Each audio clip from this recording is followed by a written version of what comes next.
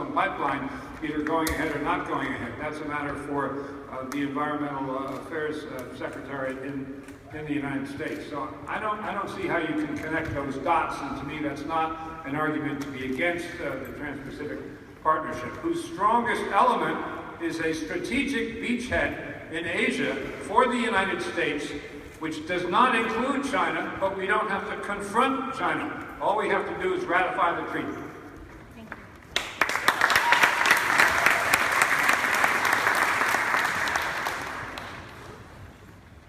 So, Mr. Johnson and Mr. Weld, I'm going into 8th grade in Palermo Consolidated School, and I wanted to know, are you really going to do what's best for our country? Yeah! Yes.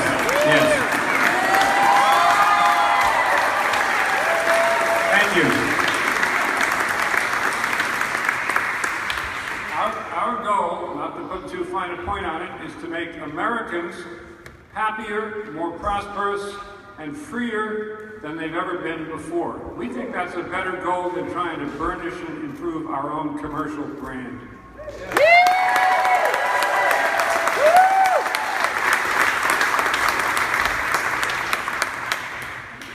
Good evening, Governor Johnson and Governor Weld. It's a pleasure to be able to address you. I just came in from Burlington, Vermont. I was actually the person who didn't get to ask their question there, so I'm glad I have an opportunity this evening. Governor Johnson, I'm an avid ultramarathoner, and I respect that you have that sense of adventure as well. Denali's on my list of bucket list. I would like to know how your time in nature has informed your view of stewardship of the environment and what you view the role of regulation is in protecting the environment. Thank you.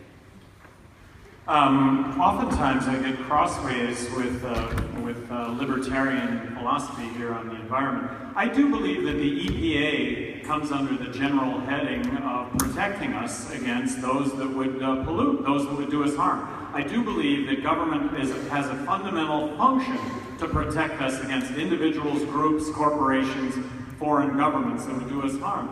The EPA, federal EPA, as governor of New Mexico, there was a major polluter in northern New Mexico that had been allowed metals contamination in a very pristine river for decades. No one had the political will to actually shut them down, and if it wasn't for federal EPA, they would still be polluting today. But it was the biggest anvil that I had in the bag. I threatened to shut them down in 30 days if they didn't come to the table and negotiate how they were going to clean this up, how they were going to fix it. And they didn't come to the table, and they got shut down, and it's now a Superfund site. So I get the theory that individuals can sue polluters and bring about recourse, but when, as an individual, you have to go up against these companies that have deep, deep pockets and can't, in fact, bring them to bear because of their deep pockets, I think government is the only one in so many cases that can actually accomplish that. So I would like to say that I support the EPA. I think it serves a vital function, and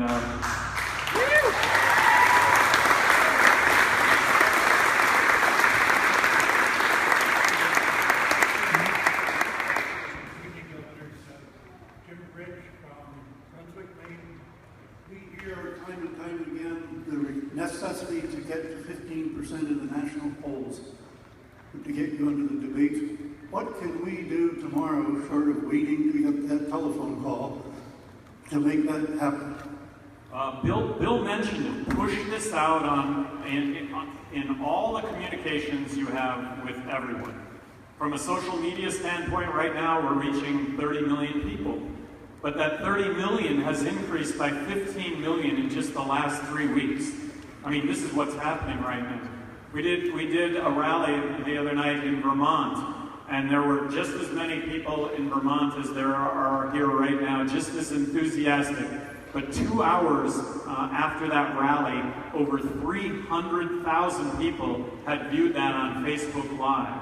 So push it out. It's happening.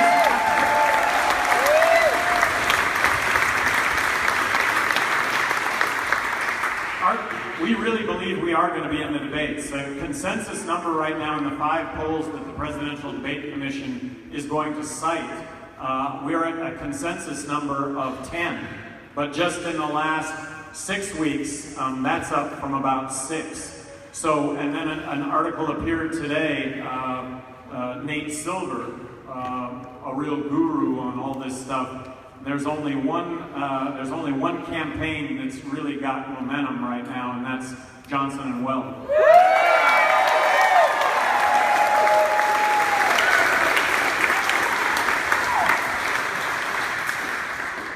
Thank you, governors, for coming to Maine and speaking. It's been a great pleasure to hear you speak, and it's been mine, and I'm sure everybody else's pleasure to sit here and listen to you.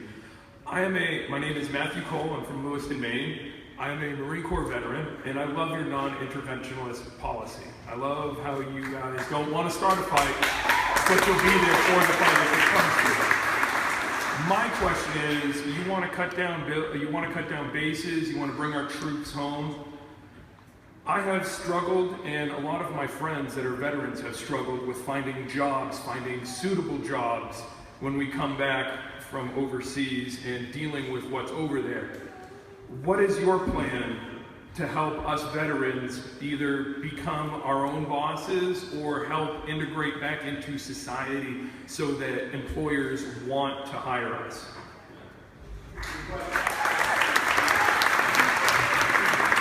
I think back to this level playing field. I think back to this, if you know, so often politicians stand up and make promises that this, that, or the other is going to happen, that there'll be wage equality. Well, wage equality, Peter taking from Paul, that's an equation that Peter just loves.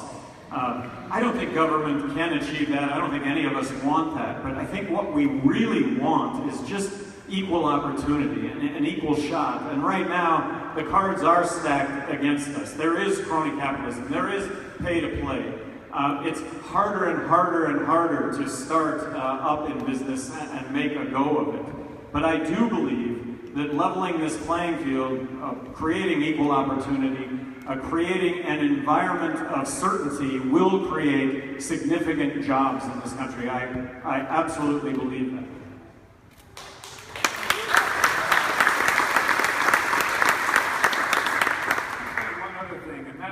When we can perceive that there's an issue. As Gary said, we're getting along better, but we still have issues. Where there's an issue that is a national moment, I don't think it's amiss for the federal government to take an interest in addressing that issue. And, we both think that the status of black youth, people of color who are up to 28 years of age, is a national issue because of the incarceration rates and the unemployment rates that Gary mentioned.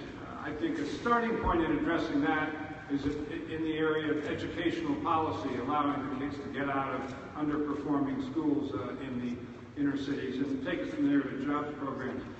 If veterans coming back who have served our country and protected us well systemically have difficulty finding jobs, that's an issue of national moment. And I don't know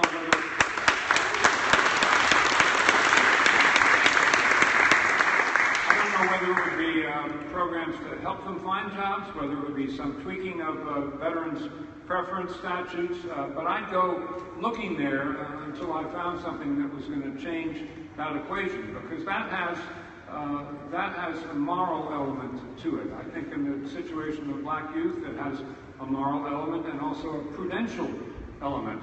If we don't do anything about that, we're going to create a gunpowder class. That, of course, would never happen with veterans who, by definition, have fought to serve and save their country already. But I think there are things we could do by just focusing on those problems. And the government has a lot of resources. It doesn't have to spend taxpayers' money in achievement of an objective. It can enlist the private sector. When I was governor, I was national chairman of the Privatization Council, because I think a lot of government functions can be privatized without loss of any function whatsoever. So that's where I would go hunting.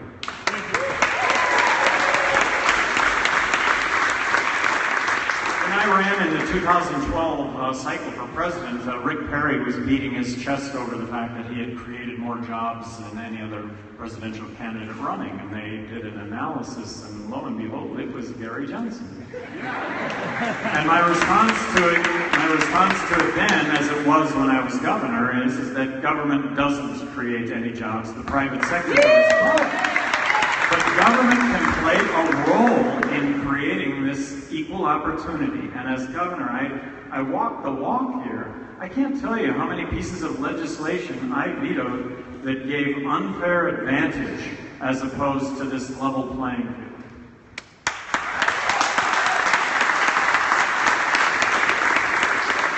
This is going to be our last question. Good evening, governors. I want to thank you for running such an honorable campaign with such grit and resilience. I'm a Suffolk University student in Boston. I had no idea that I'd be here this morning. I just drove up, heard you guys on the radio. I've been supporting for months now.